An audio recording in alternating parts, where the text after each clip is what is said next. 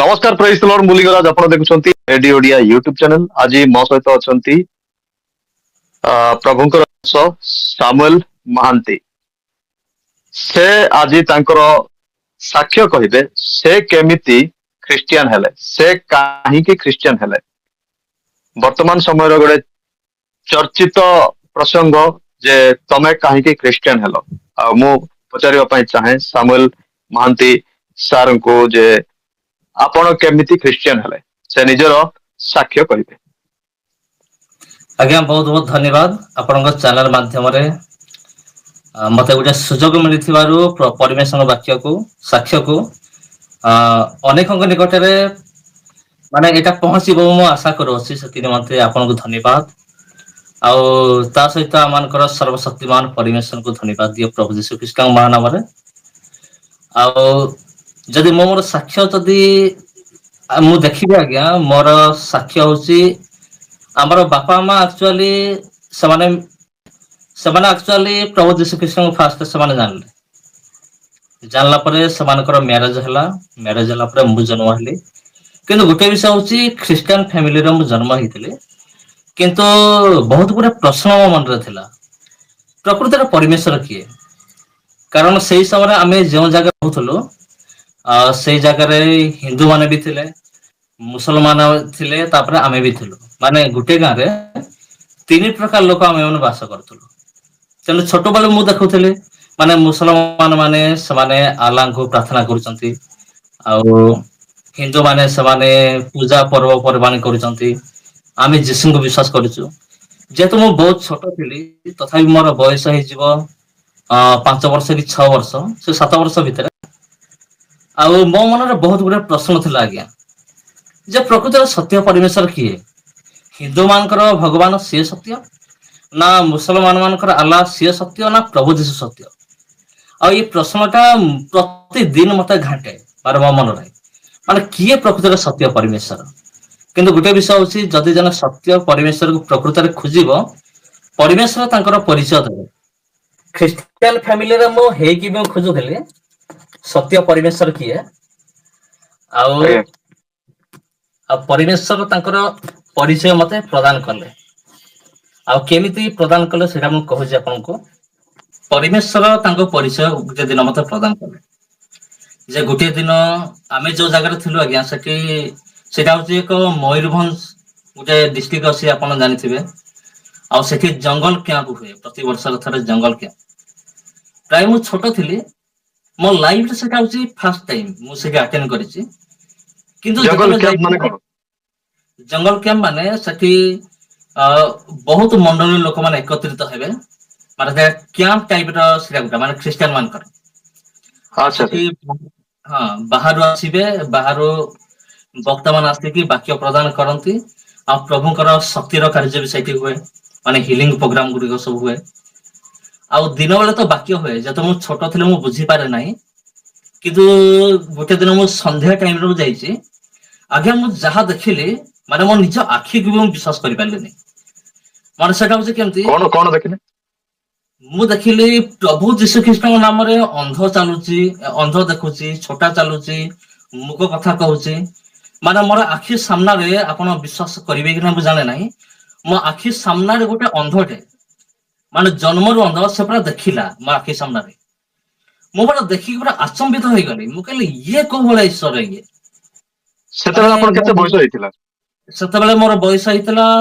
6 वर्ष कि 7 वर्ष सेई टाइम रे आपण मने अछि किए को भक्त आस्तिले हेता आपण करथिले सेटा वक्तांक नाम तो जाना नाही किंतु से माने इंग्लैंड रो आसीथिले एते दिन हला आपण मने नाही तांकर जेतु इंग्लिश ना गुडा सेति पई छोट बेले मुठिके मन रखि पाले नाही आ से माने 3 जन वक्ता आसीथिले इंग्लैंड आ से माने परमेश्वर वाक्य प्रचार करथिले ता सहित से माने प्रभु यीशु ख्रीष्टकर मिराकल आश्चर्यकर मध्य करथिले आ जोडा के मु निज आखि रे देखिली आ मु देखिली जने मुकोटे कथा कहिला आ जने छोटा जे चालीला मोर आखि सामना रे माने आज्ञा मोर लाइफ रे सेटा होची प्रथम विषय एबे मो कथा वार्ता करि आपन सहित माने एबे भी माने मो देह पूरा सीते उठुची माने ए घटना गुडी को मु केबे भूली भी नाही जो परमेश्वर शक्तिर कार्य मु निज आखि रे मु देखिची त जीवन रे कदाबी मु भूली भी नाही ଆଉ ସେଟା ମୁଁ ଯେତେବେଳେ ଦେଖିଲା ପରେ ମୋ ମନରେ ଗୋଟେ ଏମିତି ଗୋଟେ ଆଇଡିଆ ଆସିଲା, ମୁଁ ଯେଉଁ ସତ୍ୟ ପରମେଶ୍ୱର ଖୋଜୁଥିଲି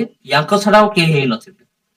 କାରଣ ଏତେ ବଡ ବଡ ସତ୍ୟର କାର୍ଯ୍ୟ ପ୍ରଭୁ ଯୀଶୁ ଖ୍ରୀଷ୍ଟଙ୍କ ଛଡା ଆଉ କେହି ମଧ୍ୟ କରିପାରେ ନାହିଁ। ଆଉ ଯୀଶୁ ଖ୍ରୀଷ୍ଟ ଏତେ ବଡ ବଡ ଚମତ୍କାର କରୁଛନ୍ତି, ସେ ହଉଛନ୍ତି ସତ୍ୟ ପରମେଶ୍ୱର। ଆଉ ସେଇ ଦିନଠୁ ଡାଉଟ ମୋର ଦୂର ହେଲା। ତଥାପି ମୋ ବାପାଙ୍କୁ ଆସିକି ମୁଁ ପଚାରିଲି, ବାପା ଯାଇଥିଲେ ଗୋଟେ ଜାଗାକୁ ମାନେ ପ୍ରାର୍ଥନାକୁ, ଏମିତି ଏମିତି ଦେଖିଲେ, ଆଚ୍ଛା ମତେ ଆଉ ଟିକେ ଭଲ ଭାବରେ କୁହ ଯୀଶୁଙ୍କ ବିଷୟରେ। ମାନେ ସେ ବାପା ତାପରେ ଟୋଟାଲ ମତେ ସୁସମାଚାର ମତେ ଶୁଣେଇଲେ। ପ୍ରଭୁ ଯୀଶୁ କିଏ, କାହିଁକି ଆସିଲେ, କେମିତି ଆମ ପାପ ପାଇଁ ମଲେ, କେମିତି 3 ଦିନ ପରେ ପୁନରୁତ୍ଥିତ ହେଲେ, ସେଟା ଶୁଣିକି ମୁଁ ଆଶ୍ଚର୍ଯ୍ୟ ହେଲି। ଏମିତି ବି ପରମେଶ୍ୱର ଅଛନ୍ତି ଯେ କି ମଲା ପରେ ପୁଣି 3 ଦିନ ପରେ ପୁଣି ପୁନରୁତ୍ଥିତ ହୋଇଛନ୍ତି। ଆଉ ଶୁଣିକି ମତେ ବହୁତ ଆଶ୍ଚର୍ଯ୍ୟ ଲାଗିଲା, ବହୁତ ଖୁସି ମଧ୍ୟ ମତେ ଲାଗିଲା ଯେ ଯାହା ହଉ ଏମିତି ଏକ ପରିବେଶ ମୁଁ ପାଇଲି। ତାପରେ ମୋ ଜୀବନରେ ଆହୁରି ଅନେକ ମାନେ ଅଦ୍ଭୁତ ଘଟଣା ସବୁ ଘଟିଲା। ମାନେ ମୋ ନାଁ ହଉଛି ସାମୁଏଲ। ସାମୁଏଲଙ୍କ ଜୀବନରେ ଯେମିତି ଘଟିଥିଲା ଆଜ୍ଞା, ପୁରା ଏକ୍ଜାକ୍ଟଲି ମୋ ଜୀବନରେ ସେମିତି ଘଟିଥିଲା। ମାନେ ମୁଁ ଯେତେବେଳେ ଜନ୍ମ ହେଇନଥିଲି, ମୋ ମା ଯୀଶୁଙ୍କ ଠାରେ ମତେ ମାନେ ପୁରା ସମର୍ପଣ କରିଦେଇଥିଲେ। ଯଦି ମୋର ସନ୍ତାନ ଜନ୍ମ ହବ, ହେ ପ୍ରଭୁ ଯୀଶୁ, ମୁଁ ତୁମର ସେବା କାର୍ଯ୍ୟରେ ମୋ ପୁଅକୁ ମୁଁ ଦାନ କରିବି। ଯଦି ହାନା ଯେମିତି ସାମୁଏଲକୁ ଦାନ କରିଥିଲେ, ପୁରା ଏକ୍ଜାକ୍ଟଲି। ତାପରେ ହାନା ଯେମିତି ଯଦି ସାମୁଏଲ ଯେମିତି 3 ଥର ପରମେଶ୍ୱର ଡାକ ଶୁଣିଥିଲେ, ମୁଁ ମଧ୍ୟ ସେମିତି ପରମେଶ୍ୱର ଡାକ 3 ଥର ଶୁଣିଲି। ଯେମିତି ସାମୁଏଲ ଏଲିଙ୍କ ପାଖରୁ ଧାଇଁ ଯାଉଥିଲେ ଯେ ଆପଣ ମତେ ଡାକିଲେ କି? ମୁଁ ମୋର ବାପାଙ୍କ ପାଖକୁ ମୁଁ ପଳାଏ। ବାପା ମତେ ଡାକିଲ କି? ନା ମୁଁ ତ ଡାକିନି, ଯା ଶୋଇପଡ। ଆଜ୍ଞା 3 ଥର ମୁଁ ଡାକ ଶୁଣିଛି, ପରମେଶ୍ୱର ଡାକ। ମାନେ କିଏ ବିଶ୍ୱାସ କରୁ କି ନ କରୁ, ଏ କଥା ପୁରା ପରମେଶ୍ୱରଙ୍କର ସତ୍ୟ ଡାକ ମାନେ ବିଷୟ। ଫିଜିକାଲ ଆପଣ ଶୁଣିଛନ୍ତି, ମାନେ ଏମିତି ହଁ ଶାରୀରିକ ଭାବରେ। ହଁ, ଶାରୀରିକ ପୁରା ଫିଜିକାଲି ସାମୁଏଲ ଏମିତି ପୁରା ଡାକ ମୁଁ ଶୁଣିଲି। ତାପରେ ମୁଁ ଧାଇଁ ଯାଏ ବାପାଙ୍କ ପାଖକୁ, ମତେ ଡାକିଲ କି? ବାପା କୁହନ୍ତି ମୁଁ ଡାକିନି ପୁଅ, ଯା ଶୋଇପଡ। ତାପରେ ଏମିତି 3 ଥର ପ୍ରଭୁ ମତେ ଡାକିଲେ।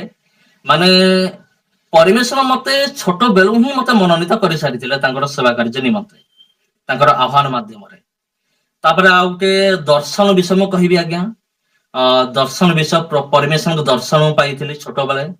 ମାନେ ଥରେ ମୁଁ ବାହାରେ ମୁଁ ଶୋଇଛି, ଶୋଇଲା ସମୟରେ ମୁଁ ଏମିତି ପିଠି ତଳକୁ ଅଛି, ମୋ ମୁହଁ ପୁରା ଉପରକୁ ଅଛି ଆକାଶ ଆଡକୁ। ଆକାଶରେ ମୁଁ ଗୋଟେ ଅଦ୍ଭୁତ ଲକ୍ଷଣ ଗୋଟେ ମୁଁ ଦେଖିଲି। ସେ ଲକ୍ଷଣଟା କେମିତି ମୁଁ ଦେଖିଲି, ଗୋଟେ ବାଦଲ ଅଛି, ବାଦଲ ପାଖରେ ଚନ୍ଦ୍ର ଅଛି। ଗୋଟେ ହାତ ଗୋଟେ ଆସିଲା, ଚନ୍ଦ୍ରକୁ ଟାଣିକି ପୁରା ବାଦଲ ଭିତରେ ଘୋଡେଇ ଦେଲା। ଯେତେବେଳେ ଆଜ୍ଞା ମୁଁ ସେ ଦୃଶ୍ୟ ଦେଖିଲି, ଭୟରେ ମୋ ଦେହରେ ପୁରା ଝାଳ ବାହାରିବା ଆରମ୍ଭ ହେଲା। ମୁଁ ଡରିକି ସେଠୁ ଉଠିକି ଭିତରକୁ ପଳେଇଲି। କିନ୍ତୁ ଏଇ ବିଷୟ ମୁଁ ଘରେ ମୁଁ କାହାକୁ ମୁଁ ଜଣେଇ ନଥିଲି। କିନ୍ତୁ ଯେତେବେଳେ ମୁଁ ଧୀରେ ଧୀରେ ବଡ ହେଲି, ବାଇବଲ ପଢିବାକୁ ଆରମ୍ଭ କଲି, ମୁଁ ଦେଖିଲି ପ୍ରଥମେ ସାମୁଏଲଙ୍କ ବିଷୟ ଦେଖିଲି। ସାମୁଏଲଙ୍କୁ ପରମେଶ୍ୱର 3 ଥର ଡାକିଥିଲେ। ସେତେବେଳେ ମୁଁ ମନେ କଲି, ମୁଁ ମନେ ପକେଇଲି, ହଁ ପରମେଶ୍ୱର ମତେ ବି 3 ଥର ଡାକିଥିଲେ। ତାପରେ ଆଉ ଗୋଟେ ବାକ୍ୟ ମୁଁ ଦେଖିଲି, ଯେମିତି ମାଥ୍ୟୁ ତାର 24 ଲେଖା ଅଛି ଯେ ସୂର୍ଯ୍ୟ ଅନ୍ଧକାରମୟ ହବ, ଚନ୍ଦ୍ର ରକ୍ତମୟ ହବ, ଆକାଶର ଲକ୍ଷଣ। ସେଟା ପଢିଲା ପରେ ସେଇ ବି ସମୟରେ ମନେ ପଡିଲା ଯେ ଆଗାମୀ ଦିନ ମାନଙ୍କରେ ଭବିଷ୍ୟତରେ କଣ ସବୁ ଘଟିବ, ପରମେଶ୍ୱର ମତେ ପୂର୍ବରୁ ଜଣେଇଲେ ଯେ ଶେଷ କାଳରେ ଅଦ୍ଭୁତ ଚିହ୍ନ ସବୁ ଦେଖାଯିବ। ଏମିତି ଅଦ୍ଭୁତ ବିଷୟ ସବୁ ପ୍ରଭୁ ମୋ ଜୀବନରେ ସାଧନ କଲେ। ତାପରେ ମୁଁ ବାଇବଲ ପଢିବାକୁ ଆହୁରି ଇଣ୍ଟରେଷ୍ଟ କଲି, ପ୍ରାର୍ଥନାଶୀଳ ଜୀବନ କାଟିଲି। ତାପରେ ପରମେଶ୍ୱର ମତେ ବିଭିନ୍ନ ଆତ୍ମିକ ଦାନ ଗୁଡିକ ସବୁ ଦେଲେ। ପ୍ରଥମେ ପରମେଶ୍ୱର ଦେଲେ ବାକ୍ୟ ପ୍ରଚାର କରିବାର ଦାନ। ମାନେ ମୁଁ ଯେତେବେଳେ, ମୋର ବୟସ ଯେତେବେଳେ 11 ବର୍ଷ ହେଇଥିଲା, 11 ବର୍ଷ ବୟସରେ ମୁଁ ଆଜ୍ଞା ବାକ୍ୟ ପ୍ରଚାର କରି ଆସୁଛି। ମୋର ବୟସ ମାତ୍ର 11 ବର୍ଷ। ତାପରେ ଆଚ୍ଛା। ପରମେଶ୍ୱର ଧୀରେ ଧୀରେ ଆତ୍ମିକ ଦାନ ଗୁଡିକ ଦେଲେ।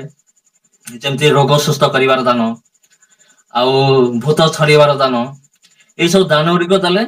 ଆଉ ପରମେଶ୍ୱର ମତେ ବହୁତ ବ୍ୟବହାର ବି କଲେ। ଆଉ ଲୋକମାନେ ବି କହନ୍ତି, ମୁଁ ଏଟା ଗର୍ବ କରି କହୁନି, ଅବଶ୍ୟ ଗର୍ବ ବି କରିବା କଥା ଈଶ୍ୱରଙ୍କ ନିକଟରେ, ଯେ ଦେଖ ଏତେ ଛୋଟ ବୟସରେ ପ୍ରଭୁ ତାକୁ କେମିତି ବ୍ୟବହାର କରୁଛନ୍ତି। ଲୋକମାନେ କହୁଥିଲେ, ଏବେ ବି ଲୋକମାନେ କହୁଛନ୍ତି। ଆଉ ଏବେ ମୁଁ ସମ୍ପୂର୍ଣ୍ଣ ରୂପେ ପରମେଶ୍ୱରଙ୍କ ନିକଟରେ ମୁଁ ଅଛି। ଯେଉଁ ଡାଉଟ ମୋର ଛୋଟବେଳେ ଥିଲା, ସତ୍ୟ ପରମେଶ୍ୱର କିଏ, ଖ୍ରୀଷ୍ଟିଆନ ଫ୍ୟାମିଲିରେ ଜନ୍ମ ହେଇକି ମଧ୍ୟ, ଆଉ ସେ ଡାଉଟ ମୋର ପରମେଶ୍ୱର ପୁରା କ୍ଲିୟର କଲେ। ଆଉ ଏବେ ସୁଦ୍ଧା ବି ମୁଁ ପ୍ରଭୁ ଯୀଶୁଙ୍କ ଠାରେ ଅଛି। ଏବେ ମୁଁ ଟ୍ୟୁସନ କରୁଛି ପିଲାମାନଙ୍କୁ, ତା ସହିତ ସେବା କାର୍ଯ୍ୟରେ ବି ଅଛି, ଗୋଟେ ଛୋଟ ମଣ୍ଡଳୀ ଗୋଟେ ଅଛି, ଆଉ ଏବେ ସୁଦ୍ଧା ବି ମୁଁ ପ୍ରଭୁଙ୍କ ଠାରେ ଅଛି। ଏଇଟା ହଉଛି ମୋ ଜୀବନର ସାକ୍ଷ୍ୟ ଆଜ୍ଞା।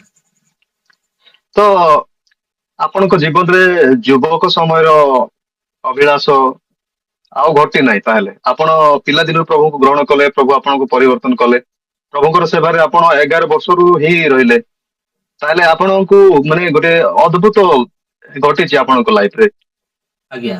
ତ ଲୋକମାନେ ଆଉ ନିଶ୍ଚୟ କହିଥିବେ ଆପଣଙ୍କୁ ଯେ ଏ ଲୋକଟା କଣ ଏମିତି ହଉଛି, କଣ ପାଗଳ ହେଇଗଲା କି କଣ, ଏତି କହିଥିବେ, ସେଠି କଣ ହେଇଛି? ହଁ, ଲୋକମାନେ କହିଛନ୍ତି ଯେତେବେଳେ ମୁଁ ବାକ୍ୟ ପ୍ରଚାର କରେ, ସୁସମାଚାର ପ୍ରଚାର କରିବା ସମୟରେ ମୋ ନିଜର ସାଙ୍ଗମାନେ ହିଁ ମତେ କହିଛନ୍ତି। ଏ ସ୍କୁଲରେ ସମସ୍ତେ କଣ, କଲେଜରେ କଣ? ହଁ, କଲେଜରେ କେ ସମୟରେ ତ ପାଗଳ ହେଇଗଲୁ କି ତୁଇ ଯୀଶୁଙ୍କ ବିଷୟ ପ୍ରଚାର କରୁଛୁ। ଆଉ କିନ୍ତୁ ମୁଁ ସେମାନଙ୍କ କଥା ମୁଁ ଧରେ ନାହିଁ, କାରଣ ସୁସମାଚାର ପ୍ରଚାର କରିବା ଆମର କାର୍ଯ୍ୟ। ଆଉ ପ୍ରଭୁଙ୍କ ନିକଟକୁ କିଏ ଆସିବ ନ ଆସିବ ଏଟା ହଉଛି ପବିତ୍ର ଆତ୍ମାଙ୍କର କାର୍ଯ୍ୟ। ଆଉ କିଛି ଲୋକ ଗ୍ରହଣ କରିଛନ୍ତି, କିଛି ଲୋକ ତିରସ୍କାର ବି କରିଛନ୍ତି, ସମସ୍ତେ ବି ସୁସମାଚାର ଗ୍ରହଣ କରିନାହାନ୍ତି। ଆଉ ଯୋଉମାନେ ବି ଗ୍ରହଣ କରିଛନ୍ତି ସେମାନେ ସେଇଦିନ ସେମାନେ ମାନେ ନିଜର ପାପକୁ ସ୍ୱୀକାର କରିକି ସେଇଦିନ ସେମାନେ ଈଶ୍ୱରଙ୍କ ନିକଟରେ ସେମାନେ ସମର୍ପିତ ଗ୍ରହଣ କରିଛନ୍ତି। ତାପରେ ଆଉ ଗୋଟେ କଥା ଆଜ୍ଞା, ମୁଁ ଯେତେବେଳେ ଟ୍ୟୁସନ କରେ, ଟ୍ୟୁସନ ମାଧ୍ୟମରେ ମୁଁ ମିନିଷ୍ଟ୍ରି କରେ। ଆଉ କେମିତି ମୁଁ ଟ୍ୟୁସନ କରୁଥିଲି, ଆଉ ଟ୍ୟୁସନ ମାଧ୍ୟମରେ ମୁଁ ମାନେ ପିଲାଙ୍କୁ ପଢେଇବା ସହିତ ସମୟ ମିଳିଲେ ଯୀଶୁଙ୍କ ବିଷୟ ପ୍ରଚାର କରେ। ଆଉ ପିଲାମାନେ ବି ବହୁତ ଇଣ୍ଟରେଷ୍ଟେଡ, ଆଉ ସେମାନେ ଏବେ ବି ଅଛନ୍ତି। ସେଇ ଭିତରୁ ମୋର ଷ୍ଟୁଡେଣ୍ଟ ଭିତରୁ 2 ଜଣ ବାହା ହେଇକି ବାହା ହେଇ ସାରିଲା ନା, କିନ୍ତୁ ସେମାନେ ବାପ୍ତିସ୍ମ ନେଇକି ସେମାନେ ଆମ ଚର୍ଚ୍ଚ କୁ ଆସୁଛନ୍ତି। ଆଉ ତାଙ୍କ ନାଁରେ ଗାଁ ରେ ମାନେ ମିଟିଂ ବସିଥିଲା ଯେ ତୁମେ କଣ ଖ୍ରୀଷ୍ଟିଆନ ହେଇଗଲ, ତୁମେ ଯୀଶୁଙ୍କୁ ଛାଡି ଦିଅ। କିନ୍ତୁ ପ୍ରଭୁଙ୍କୁ ଧନ୍ୟବାଦ ଦିଏ, ଯେଉଁ ସୁସମାଚାର ମୁଁ ସେମାନଙ୍କୁ ଦେଇଥିଲି, ଯେଉଁ ଈଶ୍ୱରଙ୍କ ସତ୍ୟର କାର୍ଯ୍ୟ ସେମାନେ ବି ନିଜ ଆଖିରେ ଦେଖିଥିଲେ, ସେମାନେ ପୁରା ଗାଁ ମିଟିଂ ରେ ପୁରା ମନା କରିଦେଲେ ଆମେ ମରିଯିବୁ ପଛେ ଯୀଶୁଙ୍କୁ ଛାଡିବୁ ନାହିଁ। ସେଇଟା ମତେ ବହୁତ ଖୁସି ଲାଗିଲା। ଏବେ ବି ସେମାନେ ଯୀଶୁଙ୍କ ଠାରେ ଆସନ୍ତି। ଏମିତି ମାଧ୍ୟମରେ ଟ୍ୟୁସନ ମାଧ୍ୟମରେ ବି ମିନିଷ୍ଟ୍ରି ମୁଁ କରିଛି ମୋ ଲାଇଫରେ। ତ ଆପଣଙ୍କ ଜୀବନରେ ଏମିତି ସେବା କାର୍ଯ୍ୟ ସମୟରେ କିଛି ଲୋକ ଆପଣଙ୍କୁ ତାଡନା କରିବାକୁ ଚେଷ୍ଟା କରିଥିବେ କି ଡରେଇଥିବେ ଯେ ତମେ ଏଇଟା ଧର୍ମ ପରିବର୍ତ୍ତନ କରୁଛ ବୋଲି? ହଁ, ତାରଣ କରିବା ପାଇଁ ଚେଷ୍ଟା କରିଥିଲେ, କିନ୍ତୁ ତାରଣ ଆସିନାହିଁ। ଯାଇଥିଲୁ ଗୋଟେ ଜାଗାକୁ ସୁସମାଚାର ପ୍ରଚାର କରିବା ପାଇଁ, ମାନେ ଗୋଟେ ଫ୍ୟାମିଲିକୁ ଆମେ ଯାଇଥିଲୁ। ସେଠି ପ୍ରଥମ ଦିନ ଗଲୁ, ଦ୍ଵିତୀୟ ଦିନ ଗଲୁ, ଯେତେବେଳେ ଲଗାତାର ଆମେ ମିନିଷ୍ଟ୍ରି କଲୁ, 4ଟି 5ଟି ପରିବାର ସେମାନେ ଈଶ୍ୱରଙ୍କ ନିକଟକୁ ଆସିଥିଲେ। ତାପରେ ଏଇ ଖବର ପହଞ୍ଚିଗଲା ସେ ଗାଁର ଆରଏସଏସ ମାନଙ୍କ ନିକଟରେ ପହଞ୍ଚିଗଲା। ସେମାନେ ତ ଲୋକମାନଙ୍କୁ ଜଗେଇ ଦେଲେ। ଆମେ ଯାଇଛୁ, ଫେରିବୁ ସେଇ ବାଟରେ, ଲୋକମାନଙ୍କୁ ଜଗେଇ ଦେଲେ, ସେମାନେ ଆଇଲା ମାନେ ସେମାନଙ୍କୁ ପିଟ। ଆମେ ବି ଖବର ପାଇଲୁ ଯେ ଆମକୁ ତାଡନା ଅଛି ଆମ ଜୀବନରେ, ଆମେ ଗଲା ମାନେ ରାସ୍ତାରେ ଆମକୁ ମାଡ ହବ, ପିଟା ହବ। ତଥାପି ଆମେ ପ୍ରାର୍ଥନା କଲୁ, ହଉ ପ୍ରଭୁ ଆମେ ତୁମର ସେବା ପାଇଁ ଆସିଛୁ, ଆଉ ଯାହା ହବ ହବ, ଆଉ ଆମେ ସବୁ ତୁମ ହସ୍ତରେ ସବୁ ସମର୍ପଣ କଲୁ। କିନ୍ତୁ ପରମେଶ୍ୱରଙ୍କ ମହାନାମକୁ ଧନ୍ୟବାଦ ଦିଏ, ଲୋକମାନେ ଜଗିଥିଲେ, କୁଆଡେ ଜଗିଥିଲେ କେଜାଣି, ଆମେ ସେଇ ବାଟରେ ଗଲୁ, ସେମାନେ ଆମକୁ ଦେଖି ନାହାନ୍ତି କି ଆମେ ସେମାନଙ୍କୁ ଦେଖିନୁ। ଆମେ ସେମାନଙ୍କଠୁ ବାହାରି ଗଲୁ। ତା ପରଦିନ ଆଜ୍ଞା ସେଇ ଆରଏସଏସ ଲୋକମାନେ ସେଇ ଗୃହକୁ ଗଲେ, ସେ ଘରକୁ ଗଲେ, ତାଙ୍କ ଉପରେ ପୁରା ପ୍ରେସର ଦେଲେ, ତୁମେ ମାନେ ପୁଣି ଥରେ ତମେ ହିନ୍ଦୁ ଧର୍ମକୁ ତମେ ଫେରିଯାଅ। ପୁରା ପ୍ରେସର ଦେଲେ, ଆଉ ତମେ କାହିଁକି ତୁମେ ଖ୍ରୀଷ୍ଟିଆନ ହଉଛ, କଣ ହଉଛ? କିନ୍ତୁ ପ୍ରଭୁଙ୍କୁ ଧନ୍ୟବାଦ ଦିଏ, ସେମାନେ ଟୋଟାଲ ସେମାନେ ମାନେ ପ୍ରଶଂସା ଦେଲେ ନାହିଁ। ଏବେ ସୁଦ୍ଧା ବି ସେଇ 4 ଫ୍ୟାମିଲିରୁ ଗୋଟେ ଫ୍ୟାମିଲି ପଳେଇଗଲା ଆଜ୍ଞା, ମାନେ ଡରିକି ସେମାନେ ପଶୁ ହଟିଗଲେ, କିନ୍ତୁ ଆଉ 3ଟା ଫ୍ୟାମିଲି ପୁରା ମାନେ ଦୃଢର ସହ ସେମାନେ ରହିଲେ, ଆମେ ମରିଯିବୁ ପଛେ ଛାଡିବୁ ନାହିଁ। ମୁଁ କେମିତି ଜାଣିଲି ଆଜ୍ଞା, ସେମାନେ ଆସିଥିଲେ ମୋର ମଣ୍ଡଳୀରେ ସେମାନେ ସାକ୍ଷ୍ୟ ଦଉଥିଲେ। ଯେମିତି ଏମିତି ଆମ ଜୀବନରେ, ଆଉ ଏବେ ସୁଦ୍ଧା ବି ସେମାନେ ଅଛନ୍ତି, ମାନେ ହେଇଗଲାଣି 2-3 ବର୍ଷ ହେଇଗଲାଣି, ସେମାନେ ଏବେ ସୁଦ୍ଧା ବି ଅଛନ୍ତି, ଆଉ ଏବେ ସୁଦ୍ଧା ବି ପରିବେଶ ଉପାସନା ହଉଛି।